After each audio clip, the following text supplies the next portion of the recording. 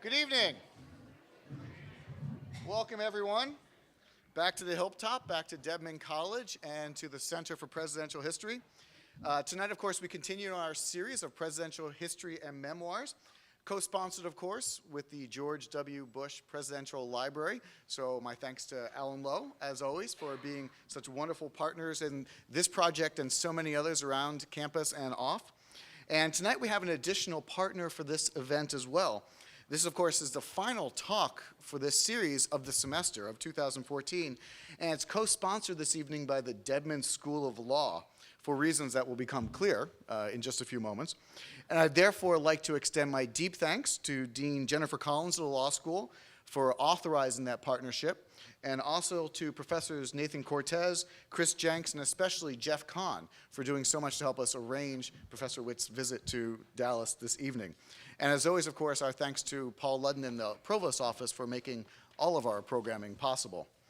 Now, it occurs to me in working with the Bush Library as we do, and now working with the law school, that we've managed to cover the entire campus if you're thinking in east-west terms. But tonight we're actually going to start doing a little bit of north-south, and that pun is intentional, because this is the first of what are going to be 3 talks for the rest of the year on the Civil War, which of course we are commemorating the 150th anniversary of that terrible and tremendous conflict.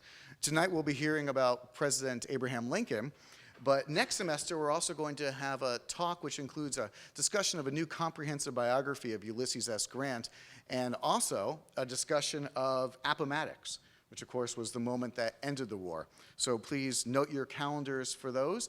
And also, since this is the last event of the semester, let me just quickly point you to something that we have coming up in the spring, in January.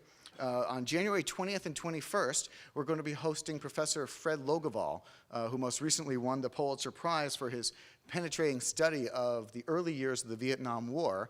And he is going to be speaking on that topic on the 20th here at SMU.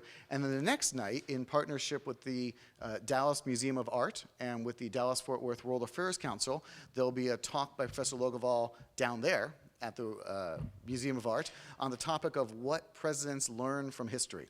So I think, mark your calendars for those. They should be particularly good.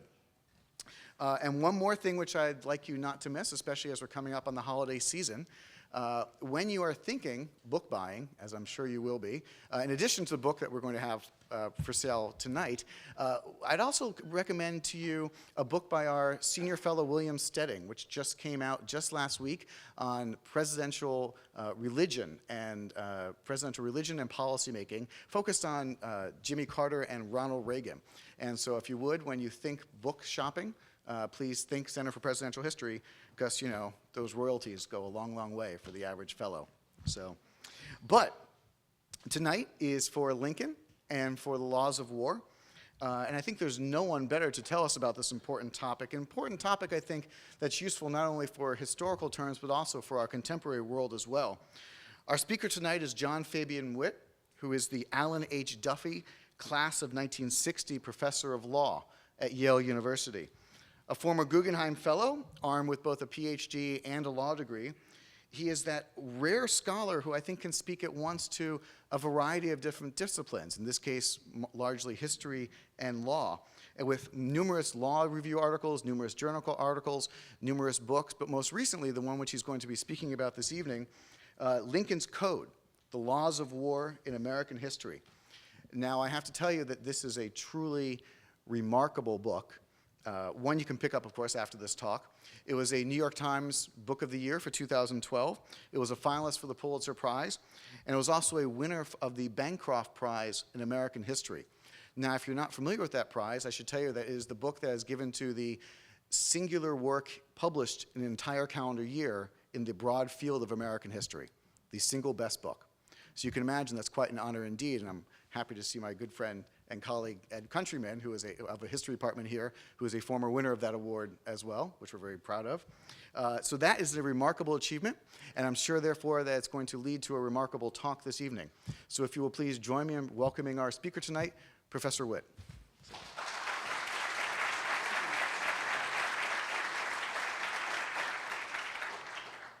It's a real honor to be here tonight. Thank you very much to Jeffrey for that gracious introduction, to Alan for co-hosting this, and to the School of Law for being part of this project too. I think this is a good place to come to give this talk.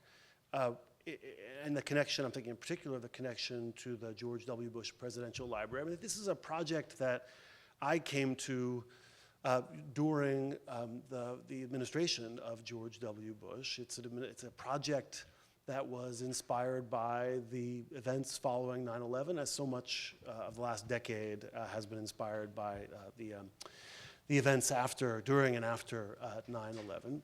And it's a project that I've spent a lot of the last decade on, and in large part it was organized around trying to make sense of the huge cultural and political controversies that arose during the first half of the Bush 43 administration. Controversies about where the laws of war fit in American history, what presidents' obligations to thinking about ethics in wartime were.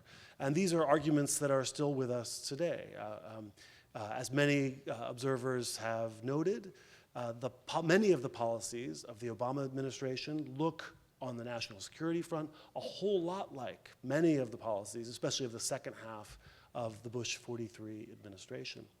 Now, the controversy that most engaged me as I thought about how to begin this project was a controversy about how we should think about the narrative of the history of the laws of war and the ethics of warfare in American history. And around 2003, 2004, I noticed there were two different kind of emergent stories that were beginning to populate the popular consciousness about how it was that the United States had related to ethical questions and legal questions in wartime. Now, the first story went a little bit like this. It was from the founding, American leaders, statesmen, people like George Washington had, from the Revolution forward, paid close attention to the importance of states treating and following closely the law of nations and the ethical traditions that followed along. And so journalists like Jane Mayer in The New Yorker or Philippe Sands in a series of important articles and a couple interesting books, we told a story about American statesmen thinking about the laws of war carefully and closely until 9/11, until the Bush 43 administration, when there was a great disruption. This was the liberal story that began to develop after 9/11. And there was another story, there was a counter story. The counter story went a little bit like this. On this story, American leaders had never been so foolish, going back to the founders, never been so foolish as to engage with the fetishisms of particular European ideas about ethics and legality. They'd been practical, pragmatic leaders from the get-go until sometime around 9/11, a little before, a little after, depending on the story, until all of a sudden this law thing started to get in the way. And now all of a sudden there were lawyers everywhere you looked, and it was hard to make good old-fashioned pragmatic decisions in moments of strategic crisis. So these are the two stock stories that came to populate conversations, sometimes explicitly, sometimes implicitly, in thinking about the laws of war and ethics in American conflicts over time. And of course, what's striking about them is that they're diametrically opposed, right? This won't have escaped you. They can't both be true. Each of them sees a great disruption, sometime between the 70s and 9/11, but each of them imagines the opposite disruption. Now, as I started to pursue the project of thinking about the laws of war in American history, I came to an even more dispiriting conclusion, At first, I'd hoped that I could figure out which one of these two stories was right. That was my goal. I came to the conclusion that it was much worse than that. Neither of them were right. They were both concocted stories to serve particular projects in the 21st century.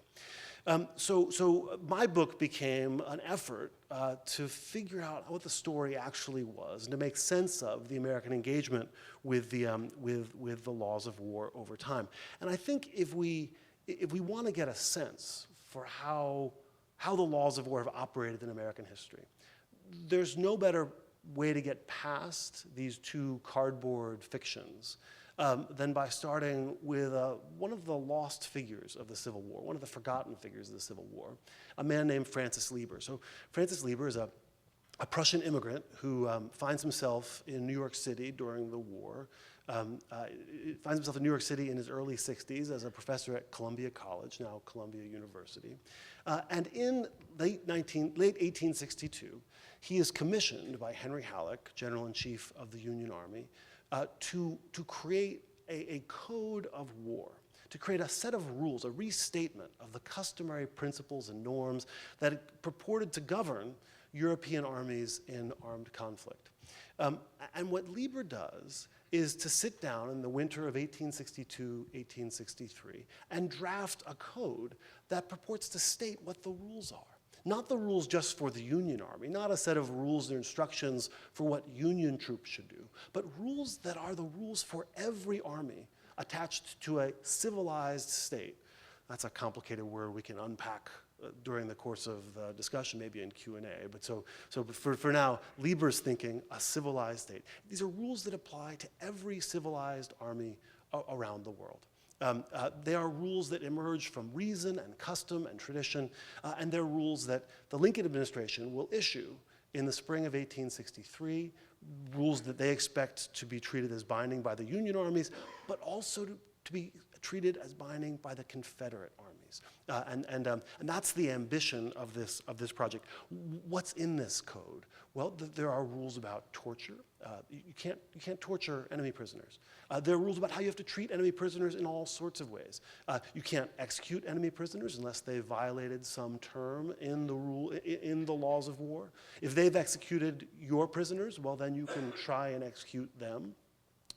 There are rules about distinguishing between civilian targets on the one hand and military targets on the other. In other words, all of the rules, the panoply of rules that we are familiar with, more or less, from the Geneva Conventions of 1949, are the rules we start to see in this restatement in 1862-63.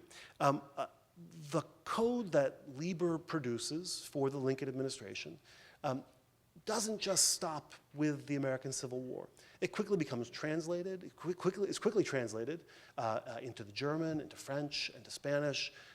In the 1870s and 80s, it becomes part of a European conversation. In 1899, it becomes the foundation for the first Hague Convention, which is the first multilateral treaty on the model of our Geneva Conventions, bringing the laws of war out of the dusty tomes of the 18th century and into modern treaty law, to which the states of Europe agree. 1907, that treaty's updated. More states sign on. States from all over the world now. And we can see the rules that Lieber and Lincoln create in 1862-63 in the Geneva Conventions today. So this moment is a moment of the construction of the law of war tradition around the world as we know it. But there's a puzzle. There's a puzzle in this. And the puzzle is, why on earth would the Union adopt a code of rules in the winter of 62-63? What is it about this moment that would produce an effort to create a new modern project in the laws of war? Those of you who are Civil War buffs will recognize that 1862-63, that winter, isn't just a randomly selected moment from the course of the Civil War. It's the nadir of the Union war experience. I mean, it is the moment in which McClellan has been fired. General McClellan, commander of the Union armies, has been fired. The Union war effort is in tatters, and Lincoln, along with Halleck and others, have decided to turn up the heat, to become more aggressive, to drop the Rosewater strategy, Lincoln's term, of the war's first year and a half, and become much more aggressive. This is the beginning of the aggressive approach to the war, for which the war will, in many circles, especially those circles south of the Mason-Dixon line. I've given many talks about this, more south of the Mason-Dixon line than north. We could talk about that later. So this is the moment where the Union's getting more aggressive about its war campaign. Well, then why at this moment would the Union promulgate a set of rules that purport to constrain armies? I mean, it's not required. No one's ever done it before. So why would a state at this moment come to the conclusion that a law of war is warranted. Now, one possible answer might be in Francis Lieber himself. So Lieber is a fascinating character. He's a Prussian immigrant, and not just any Prussian immigrant. In 1813-14, he fights against Napoleon, fights in 1815 outside Waterloo, is shot chasing Napoleon back to Paris in 1815, left for dead on a field in Belgium, survives, eventually finds his way to England and then the United States in the late 1820s. And Lieber has a very peculiar set of views about warfare and about the laws of war, which might go some way towards helping us with an explanation of why the Union would adopt this text at this time. So the orthodoxy of Atlantic, let's call it Atlantic world law of nations, in North America and in Western Europe, the orthodoxy from at least the early middle part of the 18th century forward is a rejection of the long-standing medieval and early modern tradition in the field. So I want to try to figure out a way to explain some complicated ideas that in a parsimonious and elegant way, so that we don't have to spend too much time with it. Here's the basic story. Medieval Catholic just war thought holds that only one side can be justified in the conflict. Well, you're privileged to shoot at other human beings in a war if you're on the just side. If you're on the just side. If you're not on the just side, you're not, right? Because what basis do you have shooting at people if your side isn't acting for justice? That's an unjust killing. You're a murderer. Right? This is the basic structure of medieval just war thought, which lasts well into the early modern period. Here's the difficulty. As some of you will have anticipated, everybody thinks that their side is the right side. So everybody imagines, and moreover, and this may be even more crucial, everybody knows that the other side thinks that it's the right side. Now, what that means is that if you lose, you were a bunch of murderers. So you're facing punishment, presumably execution, in the event that you lose. Now, if the world is that way, if when you lose you are executed, there will be no rules in wartime. Right? Because at the moment when it looks like you're going to lose, all the rules will go away, because execution is your fate should you lose. So you may as well go for it, that's sort of a glib way to put what's a really grave problem. So the 17th century sees wars of religion that cycle into endless destruction, in significant part, think the jurists of Europe, because of this disastrous downward cycle structure to the laws of war. So here's the solution that the 18th century comes upon in Europe. The solution is to set aside who's in the right. Nobody's going to ask anymore who's right and who's wrong. All sides will be accounted as just. That's the phrase from the 18th century treatise literature. All sides will be accounted as just so that we can create some rules. We'll pretend for the moment that you guys over there are in the right, just like we know we're in the right, so that we can govern this conflict. When we capture you, we're not going to treat you as murderers. We're going to call you privileged combatants who will be held as prisoners for the pendency of the conflict. And at the end of the conflict, you get to go back. That's the structure. That's the strategy. Along comes Lieber. That's the orthodoxy. That move of separating the right and the good from the regulation of the conflict is the orthodoxy. Along comes Lieber. Lieber's not so sure that he's willing to suspend the question of who's in the right, because that's what the structure now requires. You have to set aside who's in the right, when, after all, you've gone to war, presumably because you think there's some righteous cause that requires it, and the laws of war are requiring that you set that aside. So what does Lieber do? Lieber comes along. He doesn't overthrow it entirely. He's a thinker in the 18th century tradition to some extent, but he emphasizes as much as he can those parts of the tradition that restore authority to the side that's in the right. Lieber's favorite rule is the standard of necessity. What can an army do to its enemy in wartime? Well, Lieber says, in general, the answer is that an army can do whatever's necessary to advance a legitimate cause. Whatever's necessary to advance a legitimate cause. That is a version of the medieval just war, Catholic just war theory. The legitimate cause, that's the old just war idea. And Lieber's conception of the laws of war is that the necessity standard ought to govern as much as it possibly can. So Lieber is pushing back in the direction of this older tradition that takes the righteousness of one side of the conflict as important to the regulation of the conflict itself. Why have I gone into this? Well, maybe Lieber will give us some explanation of why the Union Army would do this in 62, 63. Because if you sign up Francis Lieber to write your text, you're signing up someone who's not going to tie the hands of an army about to try to engage in a much more aggressive form of warfare. To the contrary, you're signing up a rule writer, a rule restater, who's on board with the project of fierce warfare. Lieber is a critic of Immanuel Kant's ideas of the perpetual peace.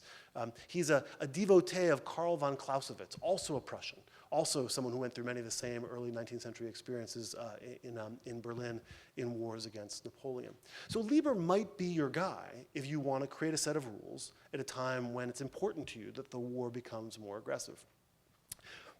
But even if this explains Lieber, if it explains why he might want to create a set of rules and why he might want to create a set of relatively aggressive rules, the Lieber explanation doesn't really begin to tell us why the Lincoln administration would want such a set of rules at all. It might explain why, once they've decided on a set of rules, they'd look to someone like Lieber. But it hasn't helped us figure out why it is you'd want to create a set of rules in the first place.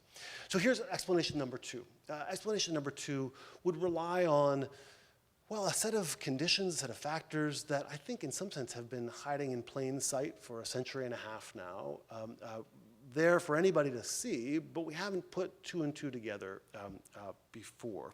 So what's the thing in 62, 63 that's pushing the Lincoln administration to need a set of rules? The thing, the controversy, I think, is emancipation. The Emancipation Proclamation has been promised for January 1st, 1863.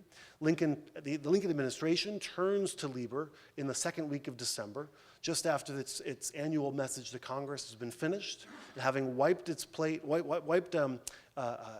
having cleared its plate with the message to Congress, the administration turns towards January 1st, thinks, what do we need to do? And the thing that they do is commission a restatement of the laws of war. Now, why would that be? The problem is that for almost 9 decades at that point, American statesmen had been out in front in the Atlantic world generally, saying that one thing that a civilized army cannot do in wartime is free its enemies' slaves. This was a position that Jefferson held, articulated in various ways in the Declaration of Independence itself. It's a position that we see American statesmen adopt during the War of Independence, beginning in 1775, when American statesmen respond to Lord Dunmore, the last royal governor of Virginia. What does Dunmore do in 1775? He announces that he'll free slaves of Virginia, of rebellious plantation owners who come to British lines and sign up with the British. With this promise, Dunmore sets off a controversy that continues into the 1810s when John Quincy Adams, first as minister to London, later as Secretary of State, and then finally as president, will take the position that the laws of war prohibit civilized states from freeing enemy slaves in wartime. Now, what's the rationale here? Well, there's two rationales. One rationale is that slaves are private property. If we're in a legal regulatory regime that's designed to distinguish between legitimate targets on the one hand, military targets, and illegitimate civilian targets on the other, well, private property is paradigmatically an illegitimate civilian target in the eyes of many of the early American law of nations writers. And in fact, Americans really lead the charge, American treatise writers in the early 19th century, towards adopting and articulating a strong protection of private property. And the dominant orthodox view is that slaves are a form of private property and so protected in that way. There's another reason, though, another reason why freeing slaves seems especially problematic in wartime. And it's a reason that becomes especially apparent after the Haitian Revolution in the 1790s and the wars and conflicts that follow into the early part of the 19th century.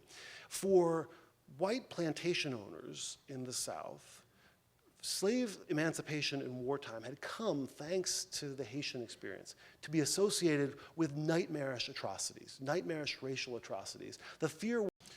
So freeing slaves, on this view, was about the worst thing you could do. It was to free the slave was to identify an illegitimate target and to invite the kind of atrocities, the kind of humanitarian nightmare that the laws of war were designed to prevent. It's with this context that we can begin to understand just exactly what it was that the Lincoln administration is up against in 1862, beginning in the summer, as it starts to contemplate emancipation. The South knew well about this long-standing tradition. In 1861, in the spring, Southern plantation owners expect Northern generals to help them recapture slaves that have escaped to Union lines. We see often many Union generals, especially in places like Virginia and Maryland in 1861, expect and announce that they'll participate in the suppression of slave uprisings, should slave uprisings occur. Abolitionists are outraged. They say, well, you're going to stop fighting against the secessionists so as to return their slaves to them and then resume the fight against them. But that's the view of a number of Union generals, George McClellan included. And by the summer of '62, as the possibility of emancipation comes online, and as the possibility, still worse in the white Southern view, of arming former black slaves and turning them against their masters in the Union Army, as this becomes a possibility, Jefferson Davis makes clear in no uncertain terms that black soldiers in Union uniform will not be treated as soldiers. They will not be given the privilege that the Enlightenment laws of war had established. Instead, they'll be treated as murderers, as members of a savage race who cannot become civilized members of a civilized state's army. So the stakes are pretty high as emancipation comes to be considered. The problem is that a long-standing tradition to which many great American statesmen had signed up had treated slavery as something that warfare could not touch. And moreover, the South, the Confederacy, had announced that it would treat black men in Union uniform as something other than soldiers, as murderers, subject to prosecution in the state criminal courts, or simply summary execution in the field. So it's in that context, then, that the Lincoln administration comes to the law of war problem in the winter of '62-'63. And it's in that context that Francis Lieber writes the restatement of the laws of war that he produces during the course of that winter. Now, many of the rules, the articles in the code that he puts together, 157 articles altogether, are relatively conventional restatements of pieces of the law of war tradition, oftentimes with a more aggressive bent, arising out of Lieber's love of the necessity standard and his relatively fierce approach to warfare. Lieber thinks that war is one of the ways that civilized human societies have reproduced themselves over time. They've maintained their vigor, their martial virtue, by recourse to war. That a society that gets too far away from war is a society that risks decaying into commercial decadence and luxury and decline from virtue. And so that viewpoint he holds does show up in the code in the way in which he doesn't hold up all of the 18th century's most civilized, humane limits on warfare. But the most distinctive feature of the code, the thing that makes it stand apart from anything that had come before in the European law of war tradition, is the slavery sections and the sections on black soldiers. Lieber says in more than a dozen articles, more articles dedicated to slavery and black soldiers than to any other subject, to torture, to prisoners of war, to prisoner exchanges, to civilian targets versus military targets. The subject that gets the most attention is the slavery problem and the black soldier problem. And Lieber makes clear in no uncertain terms that a slave who reaches a free enemy army is made free by having reached the enemy lines. Armies are like roving embassies of freedom moving through the countryside, and if a slave reaches enemy lines, that slave becomes free, because after all, if it were otherwise, it would mean that the army from the free state was carrying slave law with it. People within that army's jurisdiction are either free or slave, and Lieber was going to be darned if the Union Army was going to have people under its jurisdiction who were in slavery. So that's principle number one. Principle number two is that anyone a civilized army puts in uniform is a soldier of that civilized state. And so it doesn't matter what the race of the person in the uniform is. civilized states can put uniforms on people and make them into soldiers. So those are the two core principles that run through the 12 articles dealing with slavery and black soldiers. There's an insistence that black soldiers who are treated as murderers or left with summary execution in the field when captured, there'll be retaliation for those executions.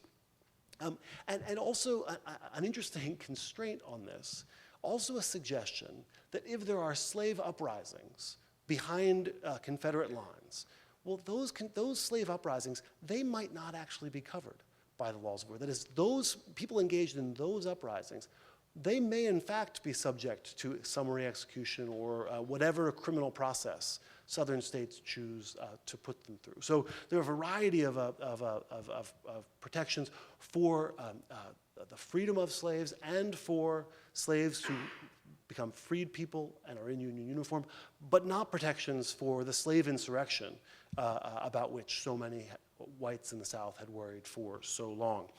So that's the content of the code with respect to the slavery problem. And the motivation is this long tradition in American history of American statesmen having the view that slavery cannot be touched in wartime and the South's threat about black soldiers.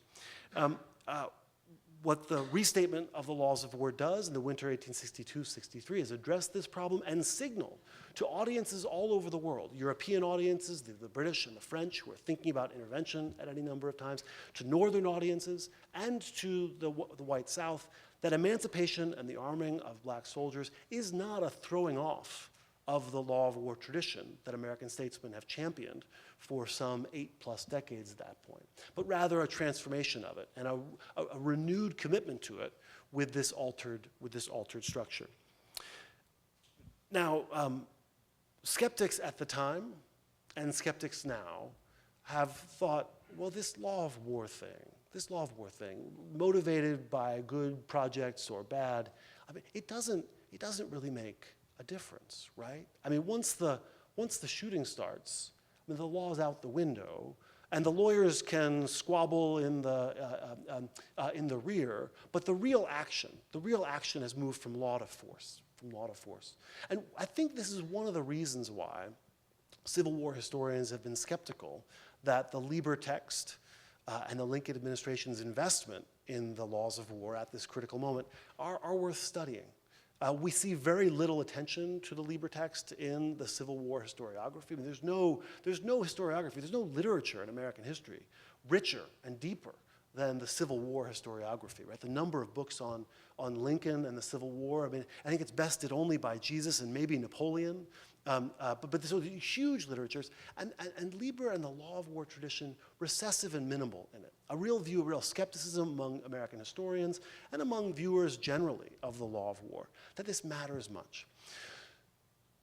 In large part, how could it be that a code of rules to constrain warfare issued in 1863 could matter all that much if we know that Sherman's march to the sea is going to follow hard on its heels? If this is the conflict that's going to introduce the destructiveness of modern warfare to the Western world, how can it be that this is also the conflict that produces a meaningful set of limits on the destructiveness of armed conflict?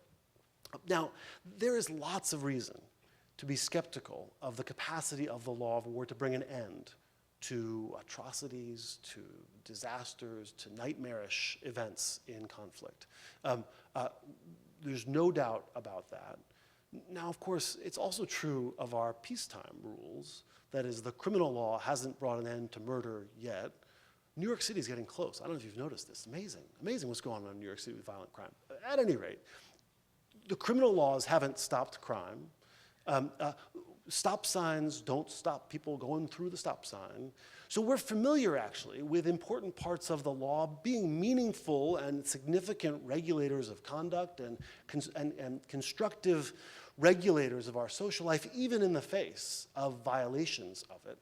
But I want to try to persuade you that we can see in important parts of the Civil War a constitutive significance for this law of war tradition, that we can see the code that Lieber produces as shaping the course of the conflict in serious and important ways throughout the course of the war. So one example, there is a myth out there, which lots of respectable Civil War students sign on to, that there is one war crimes trial at the end of the war. It's Henry Wirz. He's the commandant of the Andersonville prison in the South, where just terrible conditions for Union soldiers captured and sent to Andersonville, especially in 1864, 65.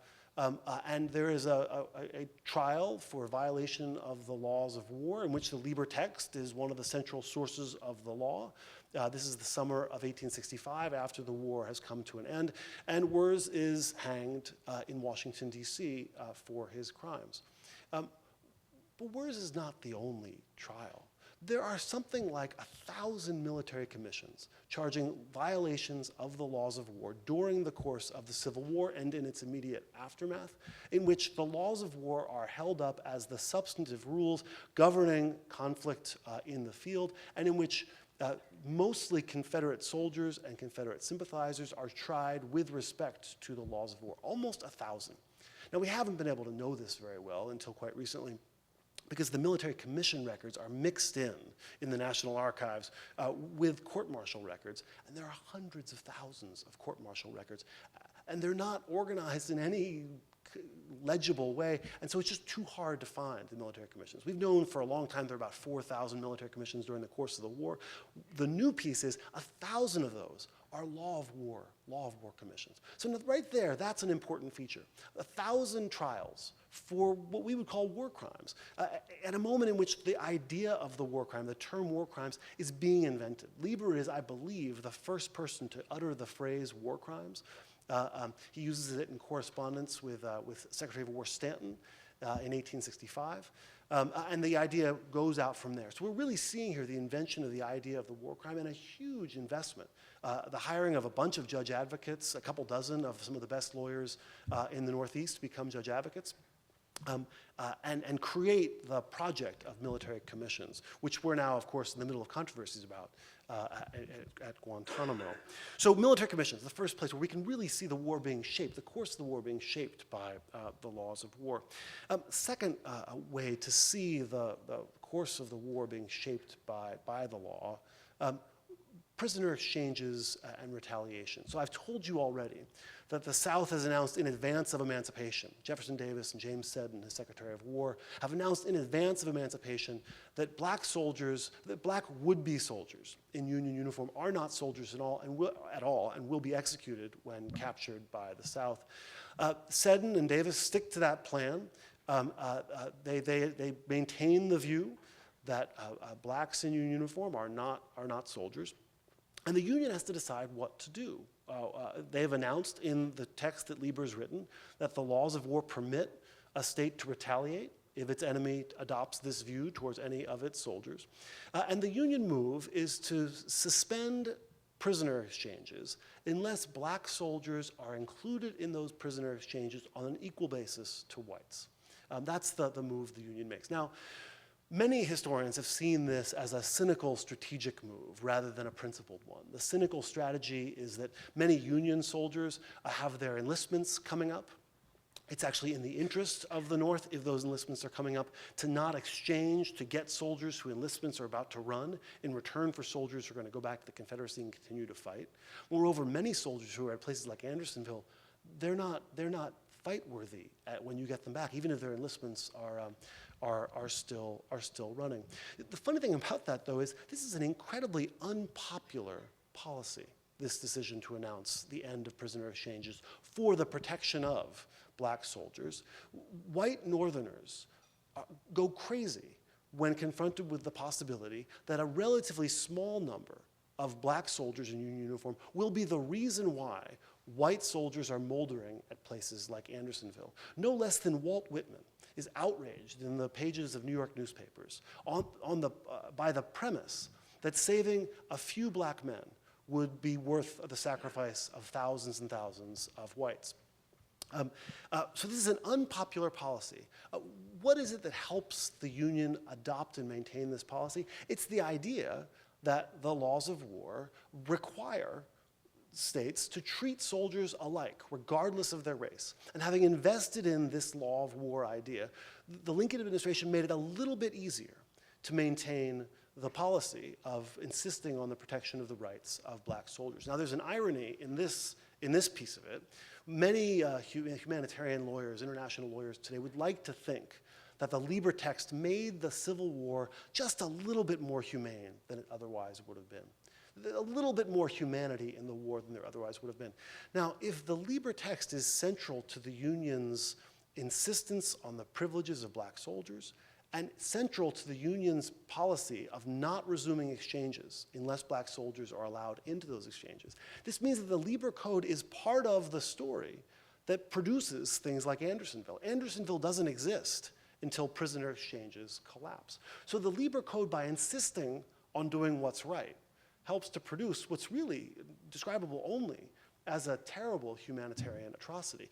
It's standing on the side of what's right, but not necessarily on the side of what's humane. So I think this is a second space where we can really see the law of war and the importance of the privileges of particular kinds of soldiers as constructing the course of the experience, as shaping the experience and producing things like Andersonville in the south or Elmira in the north. Northern prison camps are no picnic either. And so places like Elmira and the southern tier of New York are terrible places to be a Confederate soldier held in prison.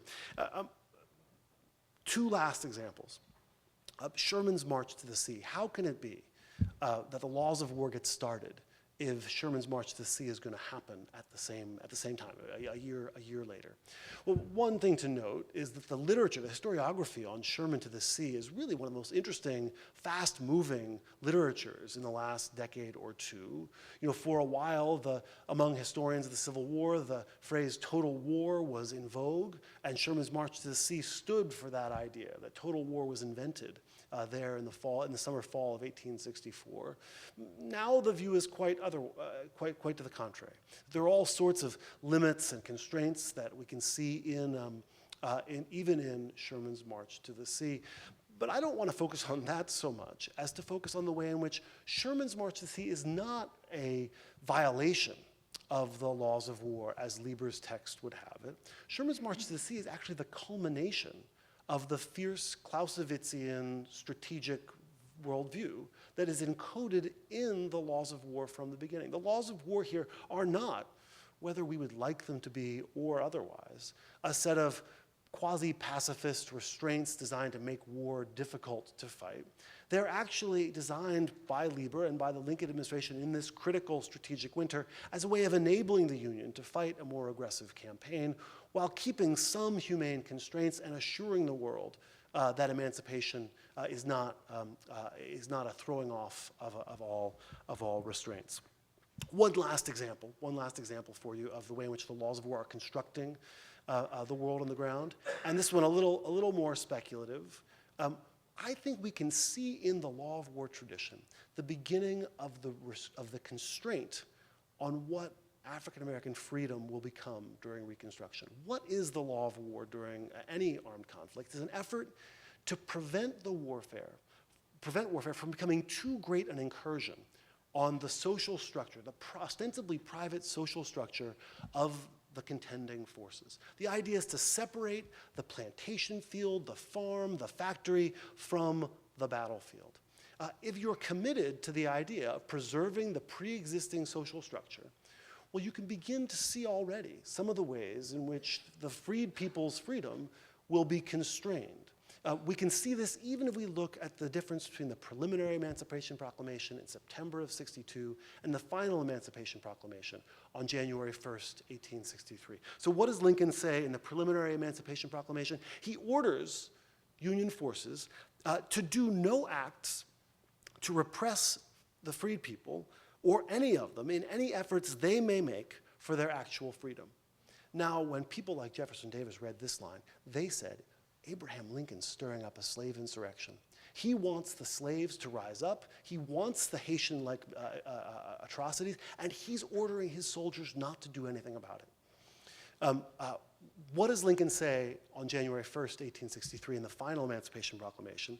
He enjoins upon the free people, so declared to be free, to abstain from all violence, unless in necessary self-defense, and I recommend to them that in all cases when allowed, they labor faithfully for reasonable wages. Now here we have a vision, a wage-earning vision of what freedom will look like for the freed people that's already built in some of the constraints and some of the limits that we as historians of Reconstruction are all too familiar with that descend on the post-war South. So what then can we say, coming back now to the two cardboard fictional stories that I started out with this evening, what can we say about those two narratives of the laws of war in American history? Well, one thing I want to say is that the laws of war have been a site of fierce contestation and conflict for a very long time. Since the beginning of American history, and I haven't given you the story back to 1750s and the 7 Years' War, but we could. I mean, I focused here on the Civil War. But trust me that virtually every conflict in American history, whether we've called it a war or not, has featured its own version of the kinds of controversies about the laws of war that we've had for the last decade and a half almost now. Each generation has had its own law of war controversy. We know what ours look like. In the Civil War, it looked like slavery and anti-slavery. That was the flashpoint for the laws of war for that generation. And we've seen in each one of these generational conflicts essentially a reproduction of a process of engagement with the laws of war, efforts to transform the laws of war, alter them to serve our interests. We've also seen ways in which those laws of war have not been completely plastic, not completely changeable to meet whatever we want to bring to them. The laws of war have a kind of heft of their own. They've exerted influence on the way in which we fought the Civil War, on the course of the Civil War, and on the course of virtually every conflict. I'll go further. Every conflict in American history before and since. And central to the framework of the laws of war and to our engagement with it and the ways in which it has shaped conflicts is the essential conflict that Lieber and the Enlightenment jurists and the medieval Catholic just war theorists saw in the laws of war. On the one hand, one wouldn't go to war unless you were sure you were right. If you're not sure you're right, you shouldn't go to war. I mean, I bet we can agree on that. On the other hand, if you're sure you're right, you might do horrible things in warfare. Because if you're so sure you're right, why would you stop, especially if things got into a moment of crisis? And so what the laws of war try to do, desperately, terribly, but sometimes with some grain of hope, is to create a regulatory structure that allows people to act on their firmest convictions of what is right, emancipating the slaves, even if the laws of war have said you're not allowed to, while at the same time building in a kind of moral modesty, a sense that the other side thinks it's right too. And so the balance of the laws of war, the dance of the laws of war, is this back and forth between pursuing righteous projects on the one hand and always knowing in the back of one's mind that one might be wrong, since after all, human beings are fallible, failed creatures who are regularly, I don't know if you've looked around, but regularly very wrong. It's this basic structure that Lincoln, since this is a presidential history group, it's Lincoln who sees this structure better than anyone. I mean, there's not a better self-taught just war theorist in American history than Abraham Lincoln. And if we think about his second inaugural, the end of his first major period as president, really the end of his presidency, or close to it, the second inaugural is Lincoln capturing exactly this moral dilemma when he says that the project is to act with firmness in the right as God gives us to see the right. And you see both that, the righteousness on the one hand and a deep awareness that God may not have given us access, direct access to what it is that is the right. And that's the law of war tradition from the founding to the present, and I expect for some time to come. I'm happy to we do questions. Is it so? Yeah, thank you.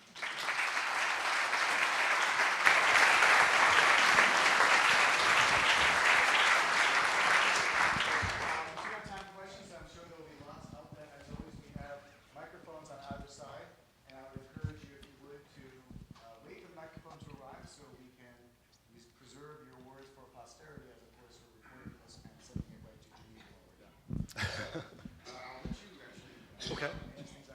Sure. So, yeah.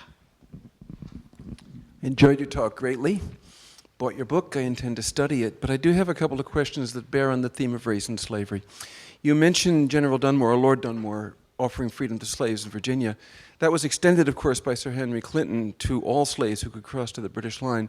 But what I'm thinking of particularly is the interviews between Washington and his successor, Sir Guy Carleton, during the time of the British evacuation, because the British proposed to take a fair number of these slaves with them. Washington wanted them back under the terms of the treaty. I think it was Article 7.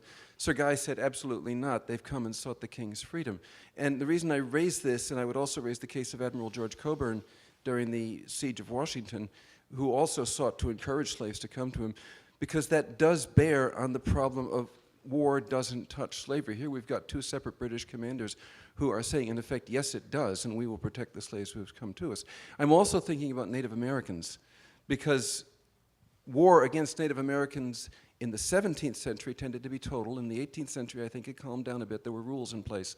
But then in the 19th century, or maybe as early as Sullivan's campaign in 1779, if you're Native American and we're at war with you, watch out, here we come with everything we've got. And that includes the condemnation to death of 300 Sioux who rose in Minnesota in 1862. Lincoln commuted most of those, but still that theme of race is present. I wonder if you could comment on those. So these are two great subjects, and when you study the book, you'll find lots of discussion of both of them. But here it's a previews of what you'll find.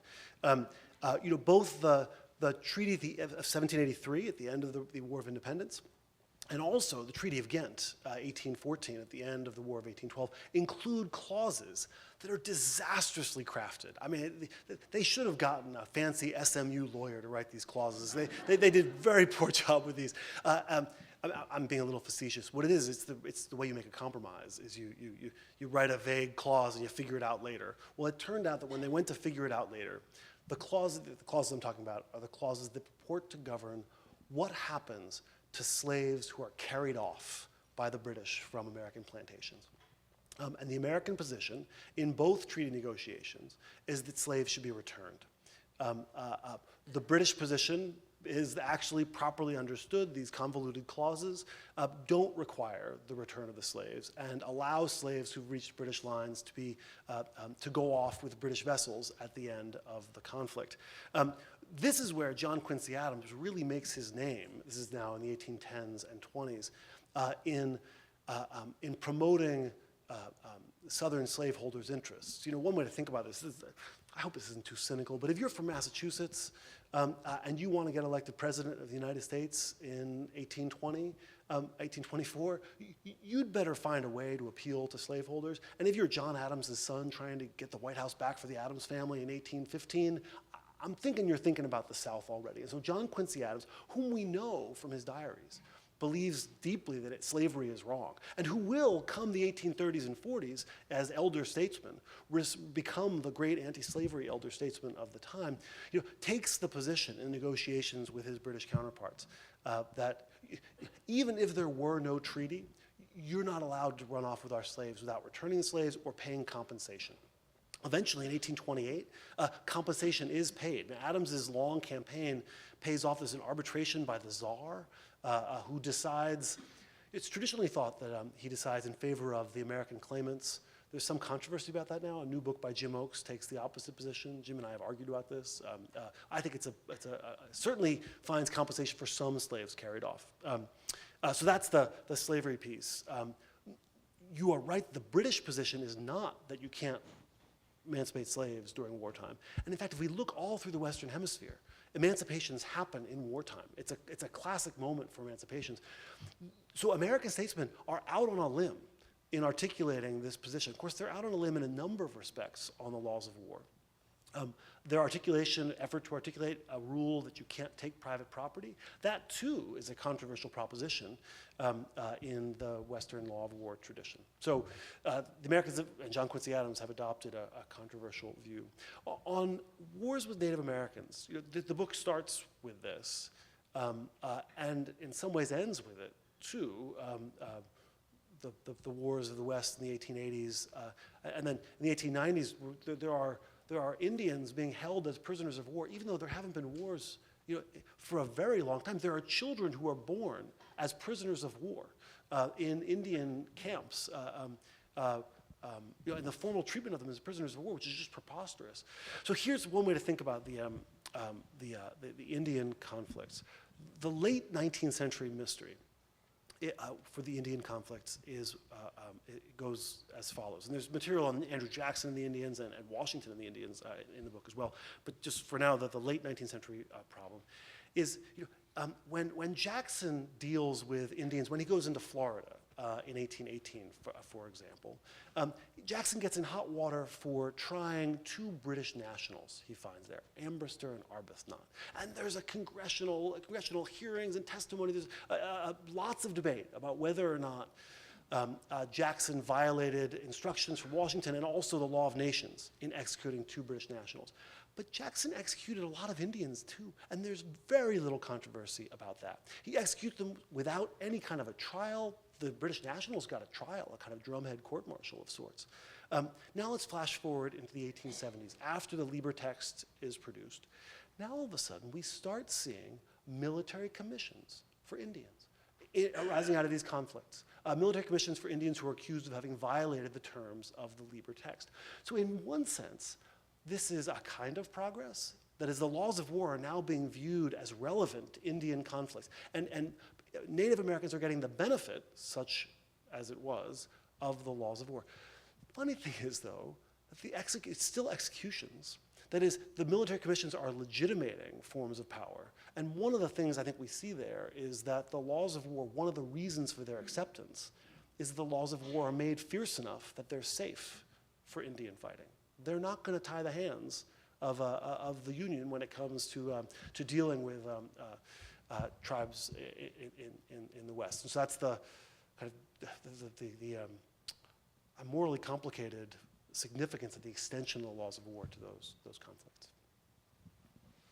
Yeah. Yeah. Accelerates to World War II. Yep. Yes, the laws of war. Yeah. And the bombing of civilians, the whole picture changed from ground troops to airplanes and bombing civilians on both sides.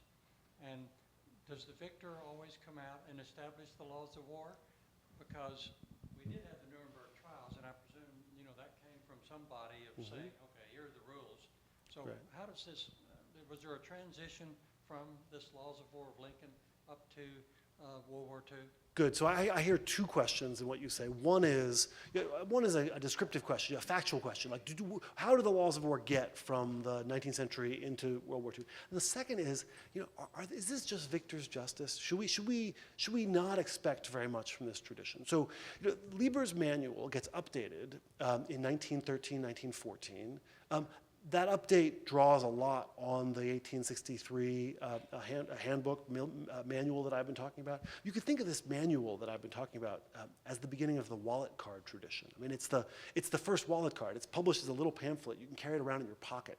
Well, that pamphlet gets reissued with some changes in 1914 and is at Nuremberg. So there are, in the American zone, the military commissions that happen in the American zone after the big Nazi leaders' international military tribunal. But the American zone military commissions after World War II are done with a version of the Lieber Code, clearly derived straight from 1863. So the rules really do make it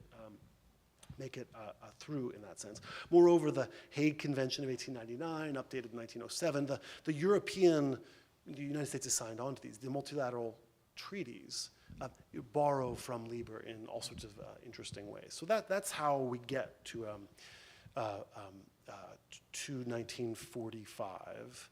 Now, is what happens when those rules get applied, is it just victor's justice? Now, there are other military tribunals going on in Tokyo, and those ones look a whole lot more like victor's justice. I mean, the accusation might be effectively leveled at Nuremberg, but boy, it looks like it might be effectively leveled at Tokyo, where there is an Indian justice from India, who dissents famously and says exactly this. Dissents from conviction, says this is just victor's justice and no more. So what would I say to that? First of all, there's no denying an element of this, right? And I tried to inoculate myself against this problem at the outset. I tried to tell you all that we were going to find self-interest and power running through the laws of war, and that we shouldn't expect to find anything else. Now the question is that all we're going to find? And there I think it's not all we're going to find. So I think we're going to find that the Nuremberg prosecutions and their Tokyo cousins produce a world in which we now discuss armed conflict with the prospect that punishing people after the conflict is over is a live prospect. We have international criminal courts now in Europe doing this as we speak.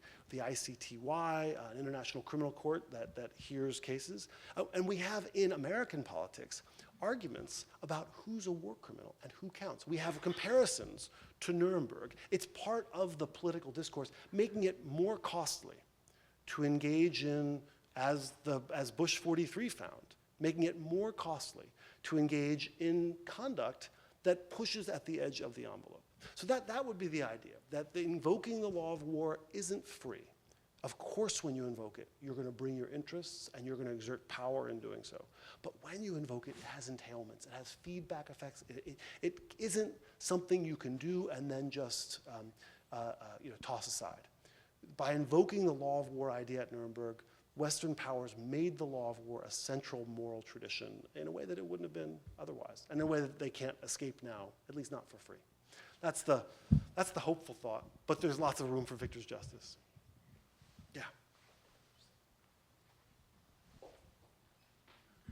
I'm interested in what you might have to say about the role of civilians in the war situation.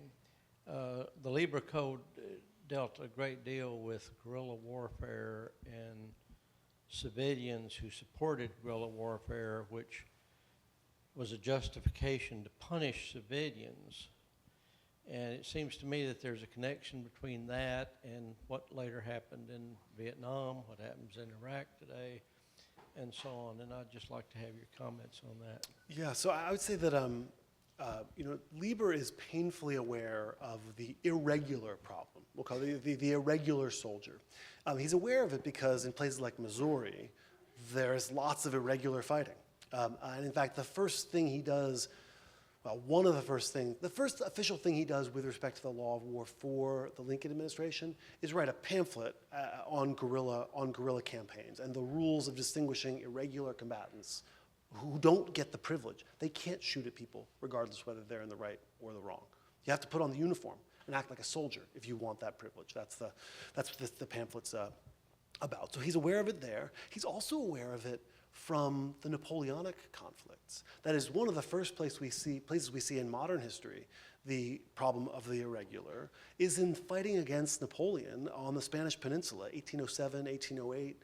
There are fabulous Goya paintings of the executions by Napoleon's forces of the Spanish irregulars who are insurrectionaries on the view of Napoleon and his forces, and freedom fighters in their view. So this problem of irregulars is one that Lieber's deeply familiar with. And the problem of the irregular is the irregular melts into the civilian landscape.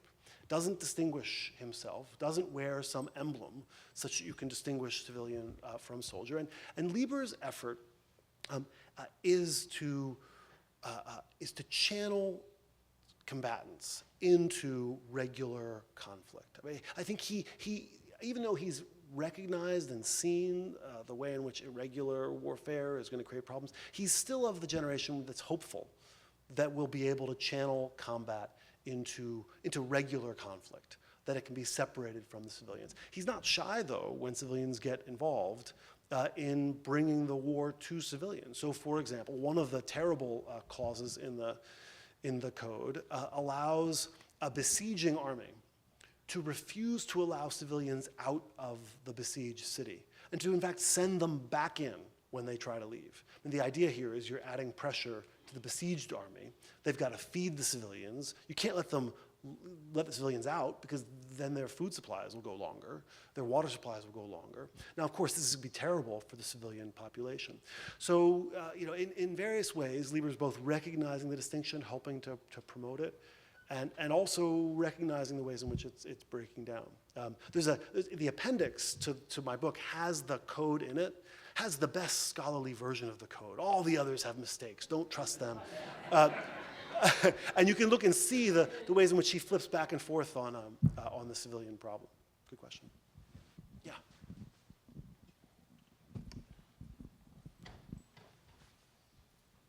Thank you for such an interesting talk. I wonder if I could ask you a question about progress. In this talk, you haven't at all mentioned yet the Supreme Court or the inferior Article III courts, but in both Lincoln's time and ours, the courts were active. And in Lincoln's time, even though you can sometimes detect in the most famous Supreme Court opinions a whiff of anxiety maybe that nobody might be listening or that the court will be powerless to effectuate its remedy, you get some very strongly worded statements of principle about the rights of citizens during wartime, especially when they're not within the boundaries of the battlefield, about the importance of status distinctions and the privileges of people of indeterminate status to have that status determined in an orderly and regular way, and that when the courts are open, the laws of war wouldn't apply in those areas. So fast forward to our time, and during President Bush's reaction to 9/11, he's advised by a White House counsel who says that the laws of war are quaint. He's advised in a sort of end run by the Office of Legal Counsel that although he has the authority under the laws of war to fight and to engage in self-defense and use war, he doesn't have to abide by any of the duties and limitations and restrictions that the law of war would apply, that he has the right to go to war, but not any responsibility during warfare. It's our Supreme Court that forces the administration back into that box, but then it leaves the heavy lifting and all of the details to the lower courts, who some have argued really have minimize any right to habeas corpus or substance to what the Supreme Court gave out in principle. So I wonder, one, if you would call that progress, or two, you'd say the purpose of my description of this cyclical story is to tell you that you can't expect any progress at all. The hopefulness or lack thereof of the story, I think all depends on how high you set your sights. And by setting my sights very low, I've found a hopeful story. That is, it is amazing to me that we human beings, when guns come out, manage at all to regulate ourselves through collective ideas rather than just by force. The fact that we do it at all is a miracle, a modern miracle. And so that's I find hopefulness that way. Now, by setting my sights so low, I've cooked the books and made it easy to find the story to be a hopeful one. But I do see continuing engagement as not progress, as the lesson of this. And it's hard to imagine how it could be otherwise. That is to say, the problems are so grave. The idea that we're going to figure out this one, we're not going to figure out this one. This is one that all we can hope to do is continue to grapple with and struggle with in some constructive and meaningful way.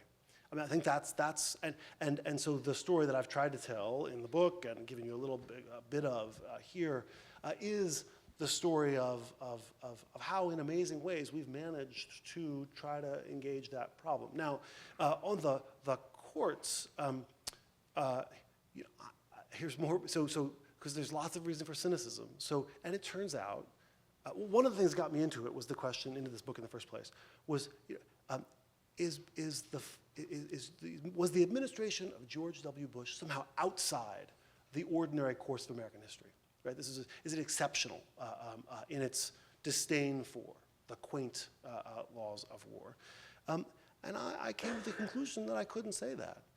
That it was engaged each engagement has been different, but it was engaged in the project of disputing and fighting about the laws of war in much the same way other administrations have been. So here's an example from the Lincoln administration.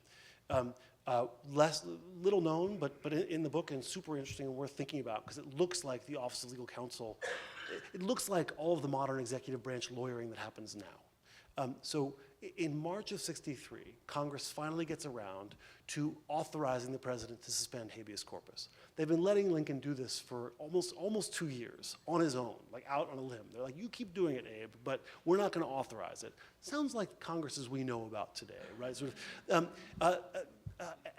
they finally get around to authorizing it, but they put a kicker in there. They don't just give him unconstrained authority to suspend habeas corpus. They say, when you capture somebody, you've got to report the names to the local federal district court by the time of the end of the next grand jury sitting.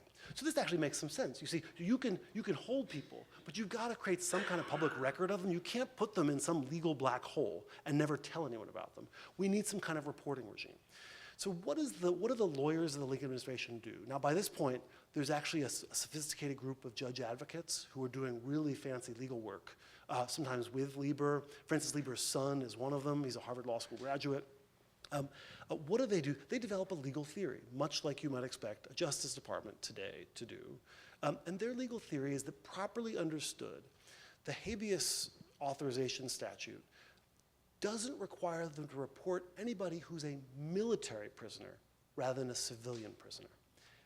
Now they just sort everybody into the military prisoner box, and lo and behold, they don't report anyone to the federal district courts. Now, they also don't tell anyone about their interpretation. That is, they develop a secret interpretation of the statute, which they think is right. It's probably not right, and allows them to. So now this looks a lot like the kind of executive behavior that we've become familiar with over the last couple decades in national security crises. So is there progress? I don't know. But at least there's engagement. I think we have time for one more question. Go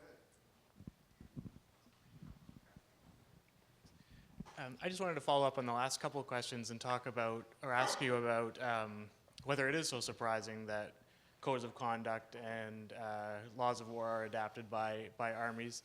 I think especially in the War on Terror, but we can read this back a little bit, that military commanders have found codes of conduct and laws of war to be actually extremely useful in prosecuting their war, both for disciplining, containing, and managing their own troops, but also protecting populations that they're going to need to use or at least be defended from. So we get into the guerrilla issue here. I'm thinking of Iraq and Afghanistan, and this is actually almost the reverse of an earlier question. We can go back to Vietnam and see that the civilian population is believed to be very important. The occupation of Germany, post-war occupation of Germany. I'm curious how far that goes back in American history, if you see a theme going back, and if so, how far? How long have populations been important and an impetus to civilized warfare, I guess? So we saw a huge renewed emphasis on this from General Petraeus and some of his key strategic advisors in the last 5, 6, 7 years. The idea was the strategic value of appealing to some set of principles that allow you to credibly commit to a civilian population, that you're looking out for them, you have their interests at heart, and so the laws of war became one of the central ways of doing that. Now, in one sense, this is continuous with a long tradition. That's the sense in which the laws of war, we should expect them to see, I've suggested this already, we should expect them to see them invoked in ways that advance whatever the strategic interests of the moment might be.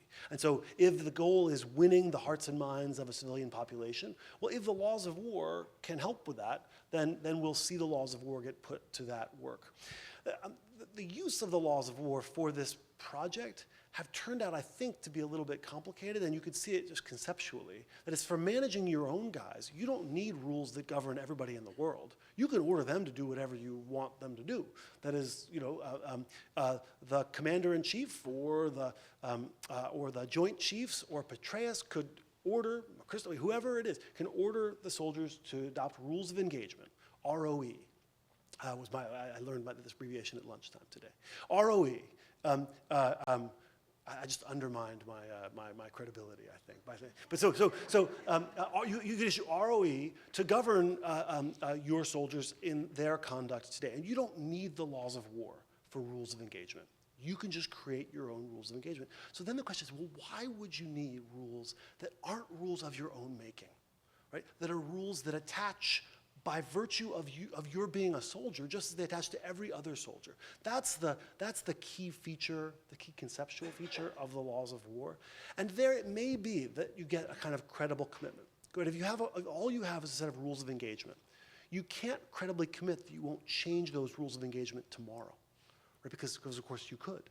And so it's difficult to credibly commit to a civilian population where we really mean this approach. Whereas if those are in the laws of war, you can't change them unilaterally. They exist independent of any one state's or one regime's goals. So in that sense, they have been useful strategically, even though they've produced this puzzle along the way.